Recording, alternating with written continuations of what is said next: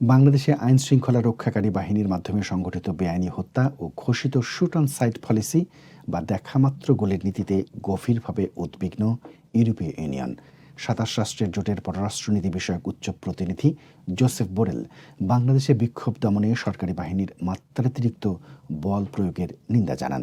বলেন, আমি বাংলাদেশে আইন প্রয়োগকারী কর্মকর্তাদের দ্বারা সংগঠিত হত্যা, সহিংসতা, নির্যাতন, গণগ্রেফতার এবং সহায় সম্পত্তির ক্ষয়ক্ষতি সাধনে গভীরভাবে উদ্বিগ্ন।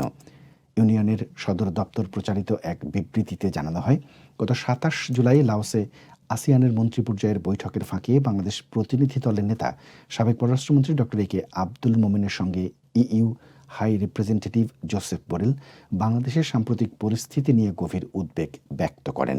বিবৃতি মতে, ইইউর পররাষ্ট্রমন্ত্রী বাংলাদেশের সঙ্গে ইউরোপীয় ইউনিয়নের সম্পর্কের মৌলিক বিষয়গুলোর কথা স্মরণ করেছেন। তিনি খোলাসা করেই বলেছেন, এখানে যেসব বেদনাদায়ক ঘটনা ঘটেছে, বিশেষ করে প্রতিবাদকারী শিক্ষার্থী, সাংবাদিক, শিশুসহ অন্যদের বিরুদ্ধে আইন প্রয়োগকারী কর্তৃপক্ষ অতিরিক্ত বল প্রয়োগ এবং প্রাণঘাতী অস্ত্র ব্যবহারের অসংখ্য ঘটনা ঘটেছে। প্রত্যেকটি ঘটনার পুঙ্খানুপুঙ্খ তদন্ত করে দায়ীদের বিচারের আওতায় আনতে হবে। সেই সঙ্গে বাংলাদেশে আন্দোলন দমনে হাজার হাজার লোকের গ্রেফতারে উদ্বেগ প্রকাশ করেছে ইইউ প্রতিনিধি এবং আটকে রাখার যথাযথ প্রক্রিয়া অনুসরণের তাগিদ দিয়েছেন তিনি। এই কঠিন সংকটের প্রেক্ষাপটে বাংলাদেশ কর্তৃপক্ষের প্রতিটি পদক্ষেপ ইউরোপীয় ইউনিয়ন ইইউ বাংলাদেশ সম্পর্কের মৌলিক বিষয়গুলো বিবেচনায় রেখে ঘনিষ্ঠভাবে নজরে রাখবে বলে বিবৃতিতে জানানো হয়েছে।